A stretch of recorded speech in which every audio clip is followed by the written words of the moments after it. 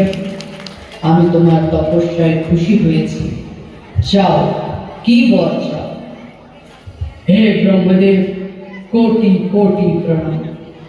ব্রহ্মদেব, আমায় বর দিন যে কোনো পুরুষ, দেবতা বা অসুর যেন আমায় মারতে না পারে। তথাস্তু।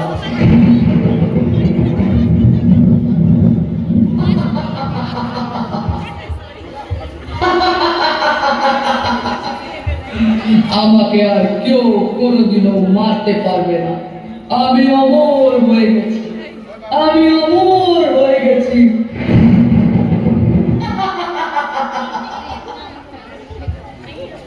এককালে অসুররাজ মহিষাসুর ব্রহ্মার বর পেয়ে অজয় হয়ে উঠেছিল।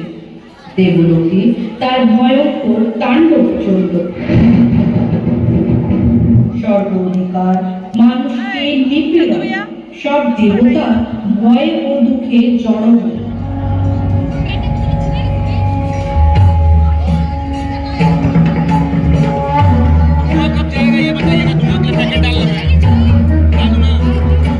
ইন্দ্র বলিলেন, হে মহাদেব, হে বিষ্ণু, আমরা সবাই পরাজিত। মহিষাসুরকে আর থামাতে পারছি না। ইন্দ্রর বাণী শুনে বিষ্ণু বলিলেন, সত্যি কেবল নারীর শক্তি পারে এই দানবকে ধ্বংস করতে।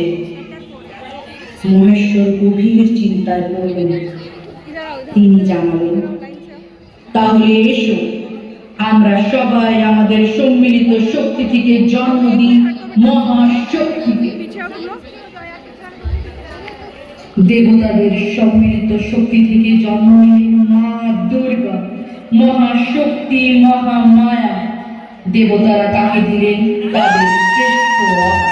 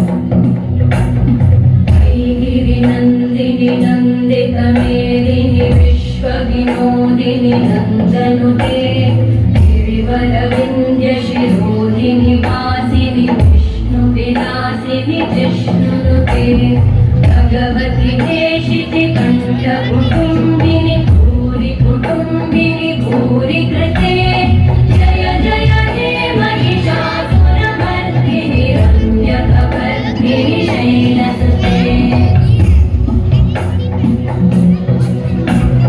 सुरवरवर्षिणि दुर्धरवर्षिणि दुर्मुखवर्षिणि हर्षरते भुवनपोषिणि शङ्करतोषिणि कल्मषपोषिणि घोषरते धनुजनिरोषिणि विनिसुतरोषिणि दुर्मदरोषिणि सिन्धुसुते जय जय हे महिषासुरमर्दिनि रम्यकपर्दिनि शैलसुते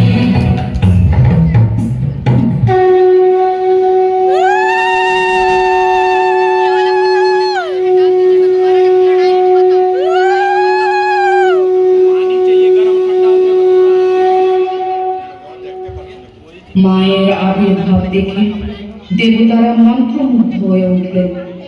তেনারা জানালেন, বিজয়ী হও মা, মহিষাসুরকে বধ করো। দেবতাদের কষ্টের কথা শুনে মা দুর্গা মহিষাসুরের সম্মুখীন হইলেন।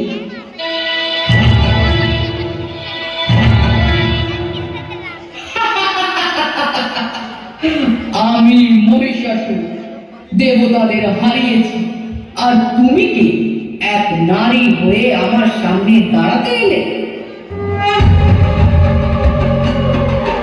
আমি শক্তি, আমি মহামায়া, আজ তোর অত্যাচারের শেষ হবে।